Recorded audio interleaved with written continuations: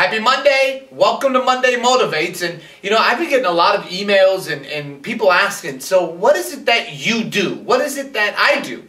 And I'll tell y'all right now, I've been in the world of networking and building teams for, 18 years now. And I'm not here to talk about my company. What I am here to do is talk about an industry. I want to talk about networking because a lot of people tend to ask questions. They have these thoughts and ideas of what it is. And I meet people that say, well, is that one of those pyramid things? And they say these things. And unfortunately, like any industry, you've got bad companies, you've got good companies. You've got companies that give the industry a bad name. If you look at the mortgage world, there were bad mortgage companies and great ones. There are bad real estate companies and great ones. There are bad sales companies and great ones. There are bad restaurants and great ones. You can talk about any restaurant chain. There are bad versions of them, right? There are bad electronic stores and there are good ones.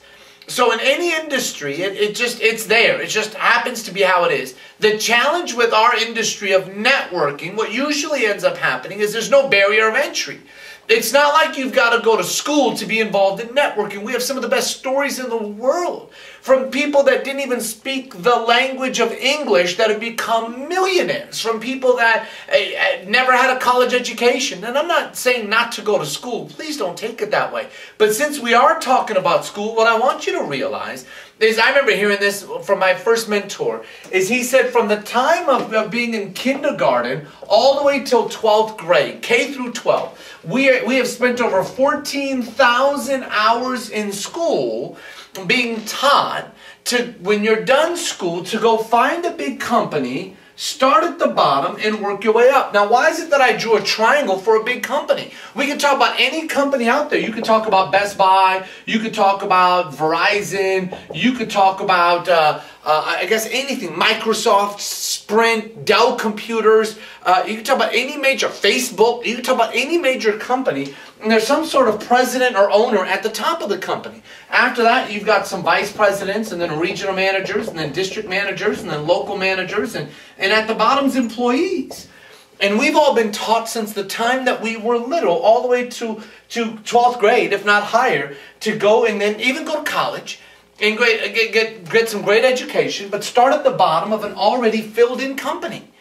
And what happens is most people start here and they work their way up, but no one ever gets to the top. Who do you know that has started at the bottom of a corporation that's worked 40, 50 years, that today owns it without purchasing it or having the same last name or dating the right person, right?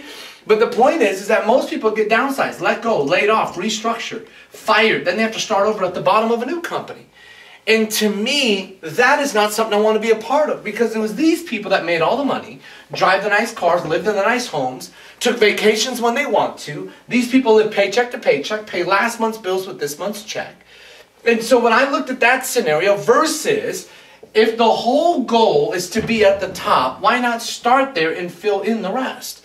The problem is people get involved in networking companies because their friend introduced them. Their cousin introduced them. Someone that they know and love, but they've never compared any companies. They never compared pay structures. They never looked at product. They never had proper training. There's an art and a system to this and a science. And if we've never worked with the right people, then I understand why people don't have success. Here's what I want you to realize, is that why not fill in something that's wide open instead of fighting through something that's already filled? Like, I sit in rush hour traffic very rarely, but when I do, I look at the people frustrated and mad at the world going, that enough would get me to want to leave that industry of working for somebody else. And if you love what you do, please don't take this as an insult. What I'm trying to get you to understand is you can have another business outside of a job or a career. You can. Here's what I want you to think about. Is when I looked at pure numbers, understand something, ladies and gentlemen, that I looked at the fact that, okay, there's really two options that I've got. Right? I could work for 40 years of my life. Right? So if you look at realistically, and I'll draw it out a little differently, if you look at option A or option B, right? Option A, and I'll put it on this side, is that we've been told to work for 40 hours, or if not more, a week.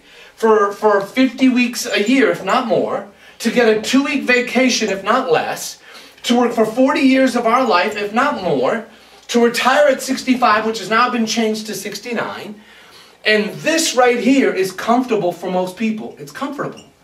But what happens is when we retire, life is uncomfortable. Do you know how many people I've met that after 65, 69, they're still working because they have to?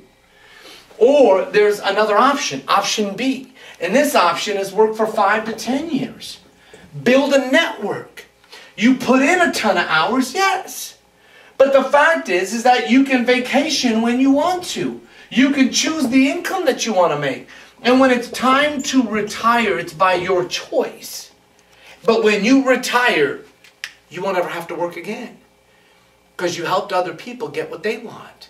This is building teams. This is being the only person responsible for our income. The one thing that I know is not everybody's going to do this. You know, I sit back and I talk about that this is our population. 27% are unmotivatable. They're going to find something wrong with everything. 60% of the population are motivatable. They become who they hang around. 10% of the population are self-motivated and 3% are motivators. I'm not worried about these people because they'll never get involved in our business. But the fact is the majority, which are the motivatables, they become who they hang around. And when they hang around people that aren't doing this and they don't get success, these unmotivated, negative folks tend to feed into this. Let me tell you something. If you've ever done networking before and didn't have results, I'm sorry. Find a leader you can attach yourself to and get great results. Because you got in for a reason. If you've never done networking and you have these preconceived notions, change. Why have prejudices on things that you know nothing about? People have the thoughts and ideas that they have because they don't have clarity or they haven't gotten their questions answered. Let me tell you something about networking. If you build it right with the right company and the right people, it can create something for you in your future and something to will off to your children. You're never going to will off your salary. You never are. And living in the information age today, people are being let go the older they become because they become more of a liability. And all I want you to know is you do not deserve to be somebody's liability. You are an asset. And if we help you build a team in some sort of business, that asset can build something that can be passed on generation to generation. I hope you take a different look at networking because of this video. This week is a new week for you. And yes, it's Monday Motivates. The motivating part of this video is don't be told what to do by somebody else. Build something for yourself. Pass it on to the next generation. Start today and have a great week. And God bless.